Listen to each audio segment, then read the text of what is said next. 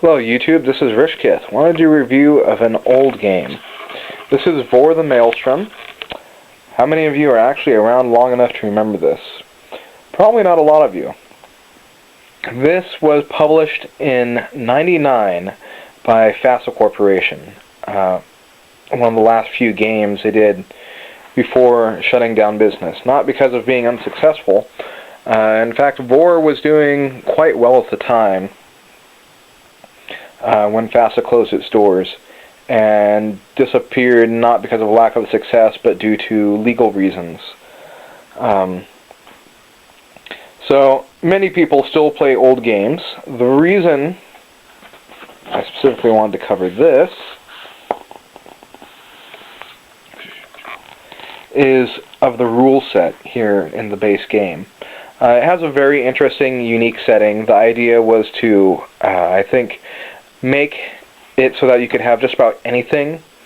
Vor happens, the setting is an alternate universe where worlds are getting pulled in to this universe and being devoured. So any, setting could be suddenly pulled in and played in this game in its own setting.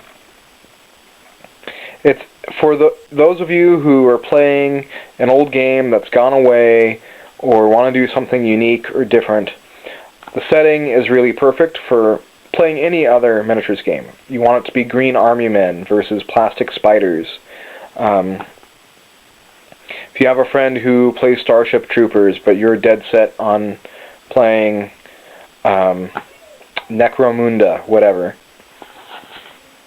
you can use this game's rules because it has custom force creation. So let's go to it. I'll show off a little bit of the full color art. Neo-Soviets, the iconic growlers that the game is rather well known for.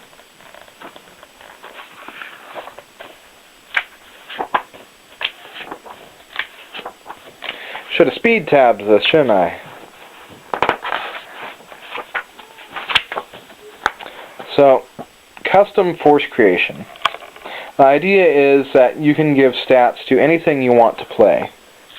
And it does this pretty well. You pay for the actual stat points of the model. Now, one of the downsides, and it's a very big downside, is that FASA was going to make all the abilities for custom forces in its own book. And that book was being worked on at the time that FASA shut down. So that never came out. Even still, you can borrow abilities from the force books for the Vor armies, and you kind of borrow them points-wise, or just guess. Over gameplay, you'll work it out with friends. But it works pretty well, at least for stats.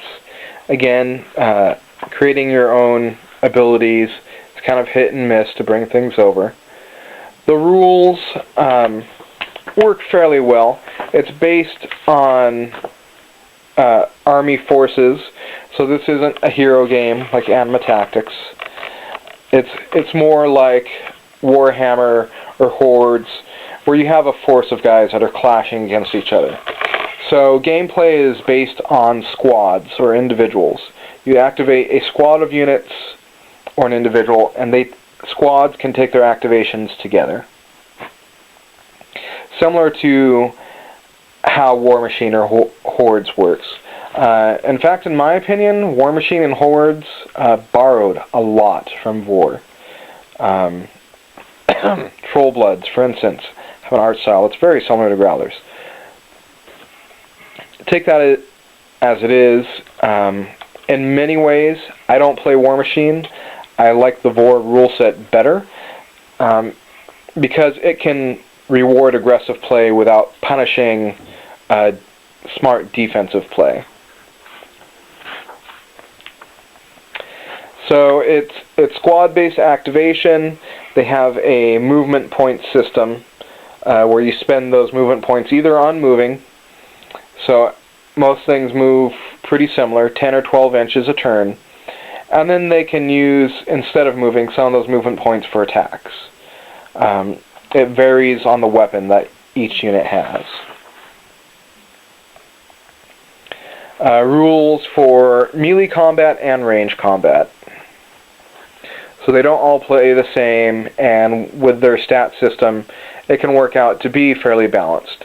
Now, no melee versus range system is balanced without terrain. So you are going to have some terrain as expected. Whether it's the family cat or your textbooks or whatever, you should have some terrain. But for those of you who are looking for something out there where you can play old games with friends that you love, you can find this book pretty cheap on eBay. I don't think I've seen it actually sell for more than $10, usually around $4, $5, $6, or $7. It's also in other places. It's pretty old. There are still hopes that the game will make a comeback. The original author has the rights again, the original game designer, Mike Nielsen, and he has a website, and hopefully sometime we'll see a Vor 2.0. But in the meanwhile, this game is still out there. There's still an active gaming community at the Bioplasm website.